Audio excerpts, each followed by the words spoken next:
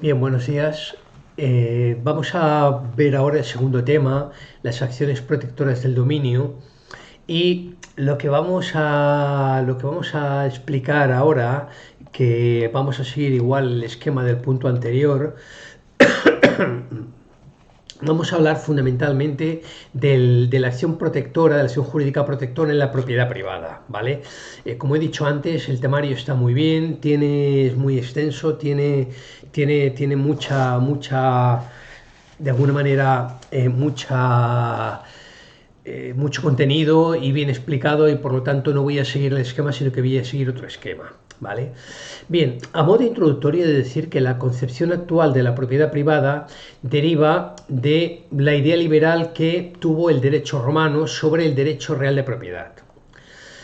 En el derecho romano, el derecho real de propiedad lo que hacía era otorgar a su titular las más amplias facultades sobre la cosa, limitándola únicamente en lo estrictamente necesario para salvaguardar el interés general o proteger las relaciones con la vecindad.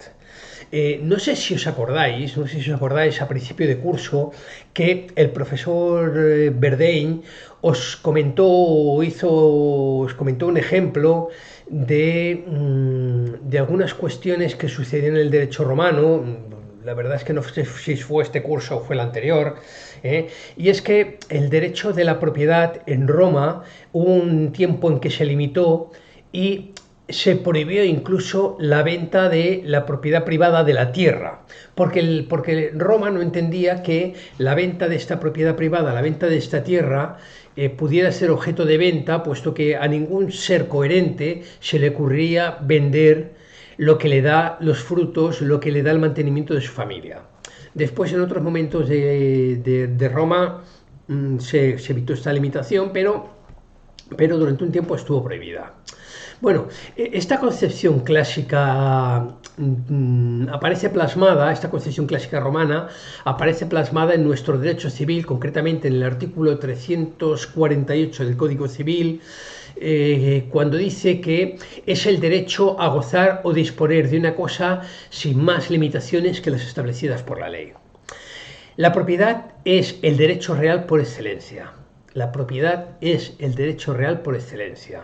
Suele definirse como señorío jurídico que otorga a su titular las más amplias facultades sobre una cosa, lo que no quiere decir que sea esencial que el propietario tenga la cosa en su poder de hecho, es decir, materialmente sujeta, pues frecuentemente el propietario ostenta la posesión de la cosa, pero hay en otros momentos en que esa posesión de la cosa estará en manos de otra persona. Sin embargo, el propietario no dejará de ser por ello propietario, dominus. Un contrato de arrendamiento faculta a una de las partes al uso de una vivienda o de un bien inmueble, pero no le ofrece el dominio de ese bien inmueble, de esa cosa. Por lo tanto, el concepto de propiedad recogido en el Código Civil español responde a ese espíritu liberal de la época de la codificación romana, donde las limitaciones a la iniciativa individual, así como cualquier intervención del Estado en el ámbito ciudadano, eran vistos con recelo por parte de la sociedad. Por ello, se concebía la propiedad como un derecho de carácter absoluto en el sentido de contener cuantas más facultades, mejor. Es decir, el propietario puede ejercer sobre la cosa frente al resto, frente a todos, erga omnes, aunque con limitaciones tradicionales a estas facultades sobre los inmuebles de interés general o para impedir al propietario realizar en su propiedad determinadas actividades que pudieran perturbar el disfrute de las propiedades vecinas, es decir, son las denominadas relaciones de vecindad. Pero hay que decir que estos son limitaciones legales que, como veremos más adelante, coinciden básicamente con las reconocidas por el derecho romano también, ¿vale? Es decir, excepto las introducidas en beneficio del grupo, que estas son posteriores. ¿Posteriores por qué? Por influencia básicamente del derecho germánico y su concepción colectiva de la propiedad como puede ser el tanteo y retracto, ¿vale? Es decir, que el titular de un bien, el titular de una propiedad, no puede hacer con ella lo que quiera. No puede hacer con ella lo que quiera. No puede, cuando decimos que puede disponer libremente, salvo las limitaciones que le otorga la ley, que le otorga el derecho positivo. Si una persona es propietaria de un terreno, en ese terreno podrá edificar un determinado tipo de edificación, con unos determinados parámetros de edificación, los que marca el plan general metropolitano, el plan general de urbanismo. Pero veremos que veremos también más adelante que el reconocimiento constitucional de la propiedad se preocupa por matizar que la función social del derecho a la propiedad delimitará su contenido de acuerdo con las leyes que tengan por objeto conjugar los intereses del propietario con los que pueda tener la comunidad. ¿Vale? Otro ejemplo más claro fuera de lo que es un bien inmueble. Un bien mueble, por ejemplo, pensemos que una persona es propietaria de un cuadro de Sorolla. El propietario no será libre de utilizarlo de modo que desee, sino que la ley le impondrá una serie de obligaciones para su adecuada conservación y sus condiciones de seguridad. En el caso de un propietario de un terreno donde esté un conjunto arquitectónico de interés general, el propio derecho positivo le puede obligar a que ese terreno pueda ser visitado por personas durante un determinado tiempo. ¿Vale? ¿Por qué? Porque, bueno, precisamente esto es una derivada del derecho germánico.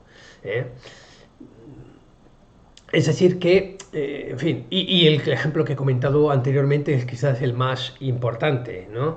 La persona que es titular de un bien, de un terreno, a la hora de edificar, no puede edificar cualquier cosa, sino que debe de adecuarse al plan de urbanismo aprobado por la autoridad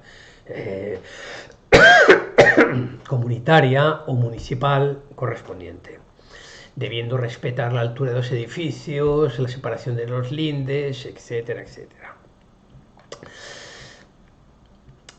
Por tanto, se puede decir que existe una pluralidad de regímenes jurídicos en atención a las diversas categorías de las cosas sobre las que puede recaer un derecho de propiedad.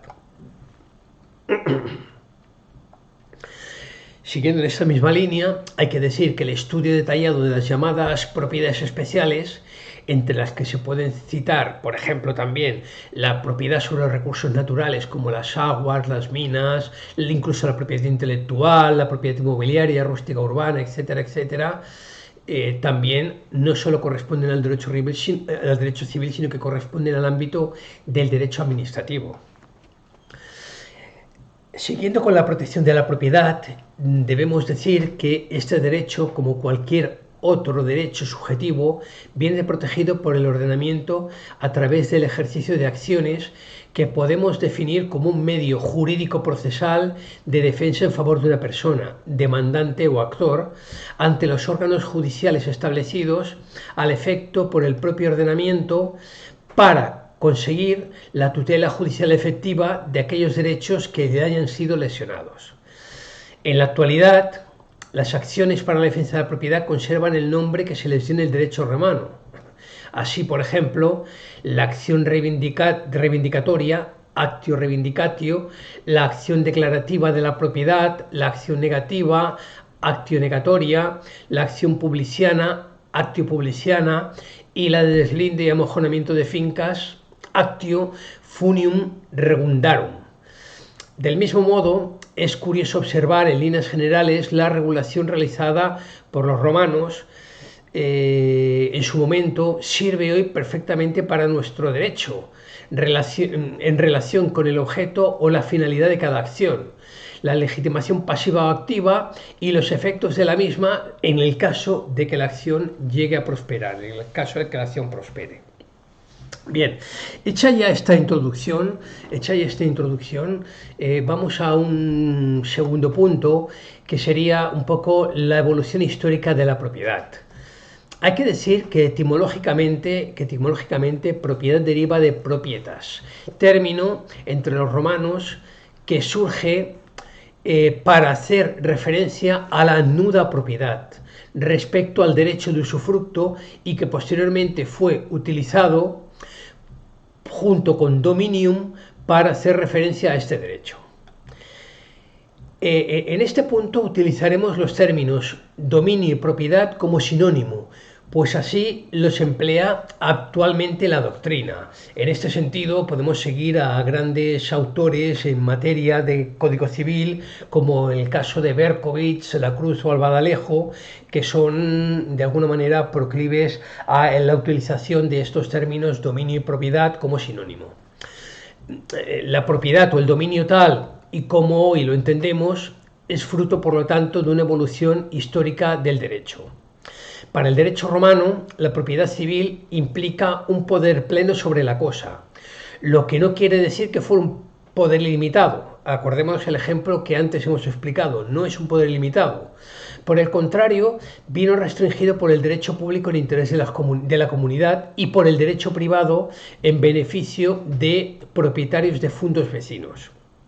Del mismo modo, la propiedad romana tiene un carácter absoluto, no en el sentido de que otorgue todas las facultades que pueden tener sobre la cosa, sino el de estar adscrito a un sujeto frente a toda la sociedad con una acción protectora absoluta, erga omnes, y del mismo modo, el derecho de la propiedad es para los romanos o tiene para los romanos cierta elasticidad, pues permite reducirlo a su más mínima expresión. Por ejemplo, esto ocurre con el usufructo, donde el usufructuario tiene el uso de disfrute de la cosa que pertenece a un tercero, que ostenta la nuda propiedad, más cuando desaparecen las limitaciones, las facultades se reabsorben y la propiedad recupera su carácter pleno. Por otra parte, en los derechos más primitivos, y para el derecho germánico en particular, es el grupo social y no los individuos quienes aparecen como titular de derecho de propiedad. La propiedad en el derecho germano surge como una forma de propiedad colectiva, y cuando aparece la propiedad individual sobre los bienes inmuebles lo hace con una serie ya de restricciones en beneficio del grupo. Por ejemplo, es el caso del derecho de retracto. En este sentido, el concepto germánico de propiedad representa un carácter más marcado de función social que de derecho subjetivo. Con posterioridad, cuando desaparece la propiedad colectiva del grupo, se produce otra realidad política y social, la época feudal, que hizo que la propiedad territorial quedara unida a la soberanía territorial. La doctrina elabora conceptos de dominio directo del señor dominante y de dominio útil del tenedor material de la tierra. ¿Vale? Dominio directo del señor dominante y dominio útil del tenedor material de la tierra. Ahora pondré un ejemplo, porque esto es realmente interesante. El dominio útil del tenedor de la tierra comenzó siendo temporal para pasar después a ser perpetuo a cambio del pago de un canon o merced al señor de la tierra. En este periodo, y como manifestación de la antigua propiedad colectiva, surgen los derechos de adquisición preferente, tractos y retractos, al servicio de la nueva función. Por ejemplo, lo que comentaba anteriormente tiene su parangón. Además, es una cosa muy actual con los censos. Los censos es una figura feudal a partir del cual un propietario, un gran terrateniente, un propietario de muchas tierras, lo que hace es parcelar esas tierras y ofrecerle una parte de la tierra a cada familia. Originariamente esa familia lo que tenía que hacer era cultivar la tierra y darle un diezmo, en algunos casos un 10% de los frutos de la tierra al señor feudal. ¿Qué pasa? Que el señor feudal, de tener una tierra que no estaba cultivada a tener una tierra cultivada, lo que hacía era obtener un beneficio no esperado por esa tierra. Sin embargo, el dominio útil de la tierra lo tenía la persona, la familia que había sido de alguna manera que había recibido esa tierra para su cultivo, ¿vale? Eh, con el paso del tiempo y la evolución de la sociedad, no todas las tierras eran cultivables o se cultivaban, por lo tanto surge la posibilidad de indemnizar a esos propietarios. Como veremos más tarde, ahora lo explicaré, pero como sigo con el ejemplo me adelanto, esto cambia y llega un momento en el cual se deja de pagar por la tierra cultivada, por el cultivo, porque no se cultiva, y se va pagando un tanto anual por el uso de la tierra, como una especie de arrendamiento. Sin embargo, esto se pierde después y después se recupera más tarde, no como pago recurrente, sino como un pago cuando había una transmisión de ese dominio útil. ¿Vale? En fin, y ya en el derecho más moderno, en el siglo XX, por ejemplo, hay un momento a finales del siglo XX que en algunos territorios se extinguen los censos y ya bueno, no se produce el pago. Sin embargo, después, por ejemplo, en el caso de Cataluña, en fecha más reciente, los vuelven a recuperar. Pero bueno, ahora lo explicaré con un poco más de detalle, ¿eh? La revolución política de los siglos XIX y XX, bueno, pues la industrialización, la revolución industrial reacciona contra todo residuo feudal, reconociendo como derecho del titular de la propiedad al sujeto individual frente a todos los demás, con carácter absoluto. Con lo cual, esto lo que nos lleva es a que ese dominio, esa persona titular del dominio útil adquiere el dominio real, sin embargo, con una serie de condicionantes. Algunos juristas consideran al tenedor de la tierra como verdadero y único propietario, por tanto, por influencia del justnaturalismo racionalista. Esto provoca que en 1789 un decreto libera la tierra de todas las cargas feudales que la gravaban. Es decir, la propiedad enlazando, por tanto, la concepción romana con su sentido liberal, que tanto influye en nuestro derecho, en el derecho europeo, limitándose, por tanto, las restricciones a lo meramente necesario. En este contexto también el Código Napoleónico habla de el derecho de gozar, disponer de las cosas de manera absoluta con tal de que no se haya en ella un uso prohibido por las leyes o los reglamentos, mientras que en España se declaran todas las prestaciones de los tenedores de las fincas a través de un decreto de 1811 y se reconoce el derecho de los tenedores de las fincas a cerrar y acotar sus propiedades. Es un periodo que coincide en España con la desamortización, registrándose al tráfico jurídico propiedades pertenecientes a la Iglesia y otros entes públicos, las denominadas manos muertas. Concepto actual de la propiedad. El Código Civil español, influido por el Code y la concepción liberal de la propiedad romana, como hemos dicho antes, en su artículo 348 define como el derecho de goce, concretamente dice derecho de gozar y disfrutar, derecho de gozar y disponer de una cosa sin más limitaciones que las establecidas en las leyes. Limitaciones que en ese momento fueron entendidas como restricciones del dominio que se consideraba un poder absoluto. La concepción liberal clásica presenta la propiedad como un derecho individual que está limitado únicamente por los derechos de los demás y el interés público.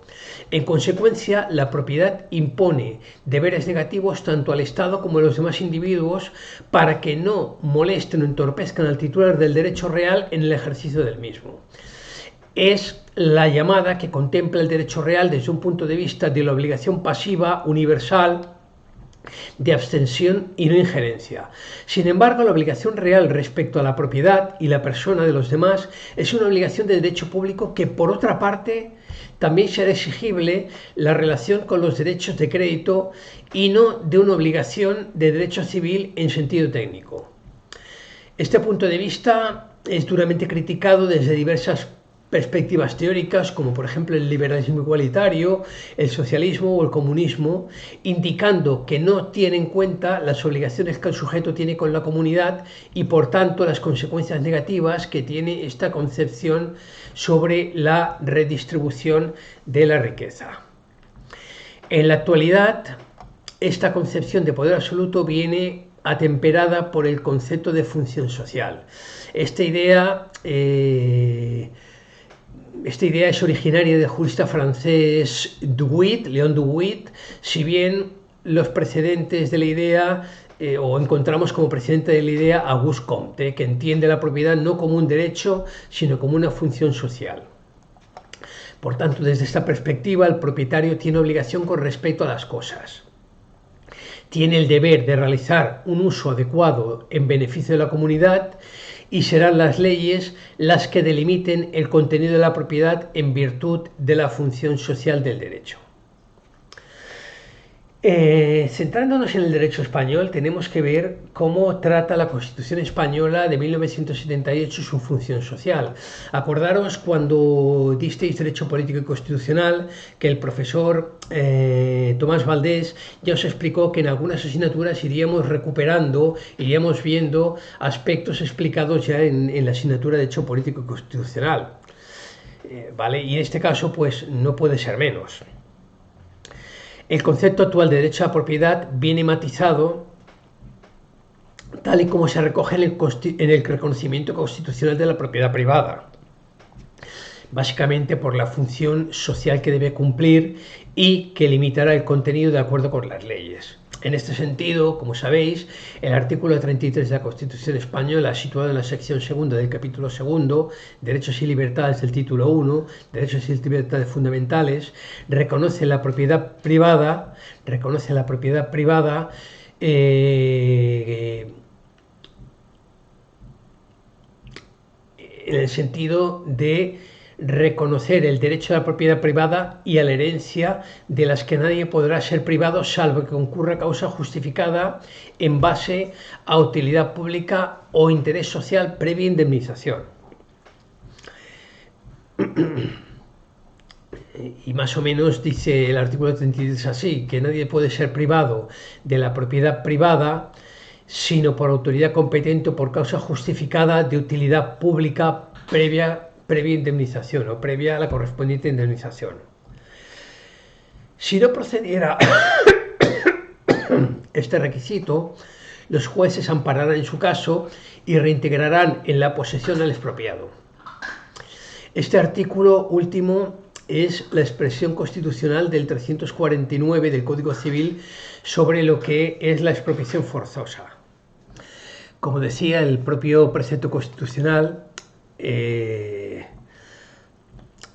artículo 33, antes mencionado, establece que la función social delimitará su contenido, de acuerdo con las leyes. Bueno, es precisamente lo que hemos comentado, el artículo 349 del Código Civil sobre expropiación forzosa. Con el fin de conjugar los intereses dignos de protección del dueño de la cosa con los de la comunidad, serán las leyes las que determinen el contenido del derecho. Es decir, la reserva recogida en el artículo 53.1 de la Constitución española para los derechos reconocidos en el capítulo segundo del título primero excluyen que este derecho pueda ser regulado o limitado por normas que no tengan rango de ley. Así, la sentencia del Tribunal Constitucional de 20 de octubre de 1945 expresa que se establece que la delimitación del contenido de la propiedad privada puede llevarse a cabo por la Administración de acuerdo con las leyes. En un claro ejemplo a este contenido. Los límites legales de este derecho son numerosos y se hallan recogidos en multitud de normativas. Por ejemplo, la ley de costas, la ley de aguas, normativas agrarias, leyes de patrimonio histórico, etc. Y tienden a incrementar cada vez más como consecuencia del mayor intervencionismo estatal en beneficio del denominado interés general. En consecuencia, ya se comprende que el contenido del derecho de propiedad está hoy día enormemente diversificado en atención a las diversas categorías de cosas sobre las que recae, hasta el punto de que algunos autores hablan de propiedades en plural. Piénsese, por ejemplo, en los diversos regímenes en relación con la propiedad de los objetos de extraordinario valor, oro y plata, o de cosas de interés artístico y cultural en relación con la propiedad sobre inmuebles, en la diversidad de regulaciones sobre la propiedad rústica y la urbana. En síntesis, se puede decir que en nuestro ordenamiento jurídico la propiedad es un derecho subjetivo que se ejercita por el propietario para la satisfacción de sus intereses propios, matizando por la función social que se reconoce el texto constitucional y el resto del ordenamiento positivo, y que se traduce en el establecimiento de ciertos límites legales en las facultades del propietario de disponer del bien por parte de la comunidad. Los caracteres del derecho real de la propiedad. Bueno, el derecho real de la propiedad tiene diferentes caracteres que se han matizado normalmente en sentencias del Tribunal Constitucional. Uno es el de generalidad. El derecho de propiedad comprende un poder global sobre las cosas y las distintas facultades sobre la misma. Otro principio de abstracción. Este derecho no se identifica con una o varias facultades concretas, sino que puede subsistir con independencia de las mismas. Elasticidad. La propiedad abarca potencialmente todas las utilidades que el propietario pueda obtener de la cosa. Carácter absoluto o de exclusividad. El propietario puede excluir a cualquier otra persona de toda relación con la cosa. Carácter unitario. El derecho siempre es uso idéntico conforme al principio jurídico al principio jurídico unus dominus, unus dominium. Perpetuidad. El derecho de propiedad es potencialmente perpetuo, es decir, está llamado a durar ilimitadamente sobre sucesivos titulares. El Código Civil, por lo tanto, acaba configurando un dominio que se traduce como la posibilidad plena de gozar y disponer. Estas facultades, junto con la existencia del derecho, integran el contenido del derecho de propiedad. Y son básicamente también la facultad de goce y disfrute de la cosa, la facultad de libre disposición de la cosa, y algunos aspectos colaterales. Hay que decir que el artículo 396 del Código Civil, en una redacción actual, teniendo en cuenta la ley de propiedad horizontal, habla de copropiedad del vuelo, por ejemplo. Es decir, que puede darse determinadas facultades del derecho de la propiedad que alcanzan al vuelo y al suelo hasta donde determinen algunos instrumentos de ordenación urbanística. Con lo cual, quiero decir, al final el ordenamiento jurídico lo que va siendo el derecho positivo es ir modelando, ir matizando el derecho real de la propiedad. Otro aspecto interesante serían los límites y limitaciones del derecho real de propiedad. La propiedad, como ya hemos dicho, otorga el pleno poder sobre la cosa. Lo que no quiere decir que el derecho sea ilimitado. Contrariamente, puede estar restringido, y en este sentido el ya mencionado artículo 33.2 de la Constitución española indica que la función social delimitará el contenido de acuerdo con la ley, y del mismo modo el 384 habla de limitaciones establecidas por la ley. Sin embargo, aparte de este tipo de restricciones dominical establecidas por el derecho positivo, existen otras que derivan de otras causas, como por ejemplo la voluntad del dueño, que puede delimitar su derecho restringiendo el poder de disposición sobre la cosa, o puede construir sobre su propiedad una servidumbre, usufructo o cualquier otro derecho real limitado. En este sentido, en nuestro ordenamiento jurídico hay autores, como sería el caso de O'Callaghan o Albadalejo, que distinguen entre límites y limitaciones. Límites para hacer frente a las restricciones legales del derecho a la propiedad y limitaciones para referirse a los demás.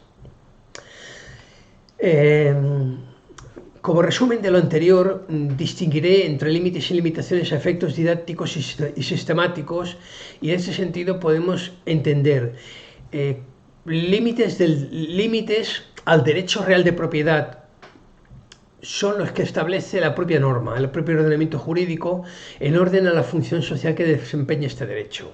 Y limitaciones proceden de las diversas causas y pueden reducir el poder que normalmente tiene el propietario sobre una cosa. Por ejemplo, cuando existen derechos reales limitados por otras personas. Estas restricciones son excepcionales, puesto que han de establecerse por un acto específico y deben ser aprobadas, pues, en otro caso, ya que la propiedad se presume libre de cargas y gravámenes. Esto de alguna manera lo vemos más en algunas sentencias recientes del Tribunal Supremo. Haciendo un pequeño esquema de los límites al derecho real de propiedad, límites y limitaciones. Podemos decir que límites existen los intrínsecos al derecho subjetivo de propiedad, como el abuso de derecho, el estado de necesidad o la legítima defensa, el interés público o el interés privado, como sería en el caso de relaciones de vecindad, medianería, derechos reales de adquisición preferentes establecidos por norma. Y en cuanto a las limitaciones, pueden ser de derechos reales limitados, servidumbres legales o administrativas o administración o las prohibiciones de disponer. Bueno, ya hemos visto suficientes aspectos sobre los límites y limitaciones del derecho a la propiedad. Ahora vamos a ver algunos otros aspectos que tienen que ver con este derecho real de la propiedad, y más concretamente sobre la defensa de la propiedad. Como cuestiones previas tenemos que decir que la propiedad, mejor dicho, la protección de la propiedad, como cualquier otro derecho subjetivo, se realiza mediante acciones. Si bien en general el estudio de las acciones y el proceso civil para la defensa de los derechos subjetivos pertenece al derecho público, en concreto al derecho procesal. Tradicionalmente la doctrina civilista suele estudiar las acciones dominicales más importantes que conservan el nombre propio, tanto en la práctica como en la doctrina que les dio el propio derecho romano. Las acciones para la defensa de la propiedad como para la defensa de los demás derechos son actualmente múltiples y variadas en nuestro ordenamiento jurídico y prevén un sistema integral para la defensa de estos derechos subjetivos, donde cabe hacer el pedimento que sea y entablar una acción para proteger cualquier aspecto del derecho infringido. Para el derecho romano, el aspecto procesal de las instituciones fue muy importante, pues si solo había una acción concreta para el caso planteado, podían los ciudadanos pretender la defensa de sus derechos subjetivos. De una forma gráfica, podemos decir que para el derecho romano la acción es antes que el derecho subjetivo. Sin embargo, no quiere decir esto que si no había una acción concreta, el particular lesionado quedara sin protección alguna, puesto que en estos casos el pretor romano podía crear una acción nueva basándose en razones de seguridad, equidad y justicia. Así, cuando surgía un contencioso, las partes acudían ante el pretor, el pretor, que es el órgano jurisdiccional por excelencia, y allí, sin sujeción a fórmula legal alguna, exponían sus pretensiones y distintas posiciones sobre el asunto litigioso. El demandante, tras la exposición de sus peticiones, vindicatio, pedía al pretor que considera una acción, y el pretor estructuraba si había acción concreta entre las recogidas por la ley o las fuentes asimiladas a la ley, el ius civile, o entre las acciones recogidas en el propio edicto del pretor, ius honorarium. Y si no la había y encontraba fundadas razones para hacerlo, creaba una nueva acción. Esta forma de proceder paradójicamente se asemeja más al funcionamiento del derecho anglosajón en el case law, basado en el equity, que, ante los derechos llamados de base romanística, codificaba el civil law, entre los que se encuentra el derecho español. En este sentido, es el que se afirma que el derecho romano es un sistema de acciones más que un sistema de derechos subjetivos. En definitiva, en la actualidad, cualquier ciudadano que considera que uno de sus derechos subjetivos ha sido infringido puede acudir a los órganos jurisdiccionales establecidos al efecto para pedir protección a través de una acción que no tiene por qué ser invocada nominalmente ante los tribunales. De forma gráfica, podríamos decir hoy que el derecho subjetivo es antes que la acción. En nuestro ordenamiento, las acciones protegen cualquier aspecto del derecho que sea preciso defender y bastará con hacer el procedimiento que sea para encontrar protección judicial. Y ello aunque falte el nombre especial para designar la acción que se ejercite. Este aspecto ha sido ampliamente reconocido y reiterado por la jurisprudencia del Tribunal Supremo. Bien, hay diferentes acciones que ya hemos visto antes, hemos enumerado, no vamos a entrar en profundizar estas acciones como la acción reivindicatoria, etcétera, etcétera, la acción negatoria, la acción publiciana también, o sea, son acciones que han pervivido, también la acción de deslinde de fincas y amojonamientos, son acciones son acciones que de alguna manera han permanecido en nuestro derecho. Solo finalizar este apartado que hay una serie de acciones no enumeradas anteriormente que son las acciones preparatorias del proceso cautelares, es decir, además de las acciones anteriores existen otras acciones preparatorias del proceso como la acción exhibitoria o cautelares como la denuncia de obra nueva. La actio ad exhibenium o exhibitoria. Esta acción fue conocida y regulada por los romanos y se ejercitaba cuando la cosa litigiosa era mueble para conseguir que el demandado la exhibiera previamente a intentar la acción principal. Se concibió, por tanto, como una acción de carácter accesorio de otra principal, generalmente la reivindicatoria. En el ordenamiento jurídico español está recogida en el artículo 256.1 y la acción no es por lo tanto exclusiva del propietario, pudiendo intentarla cualquier persona que proponga demandar en relación a la cosa y aunque la acción a ejercitar no sea real. En esta acción se pretende comprobar que la cosa que se tiene que reclamar está efectivamente en posesión del demandado para posteriormente intentar la acción principal. La suspensión de obra nueva, en derecho romano operis novi nuntiatio, está recogida en el artículo 250.1 y lo recoge en el denominado interdicto de obra nueva, que son las demandas que se presentan al tribunal para que éste resuelva con carácter sumario la suspensión de obra nueva.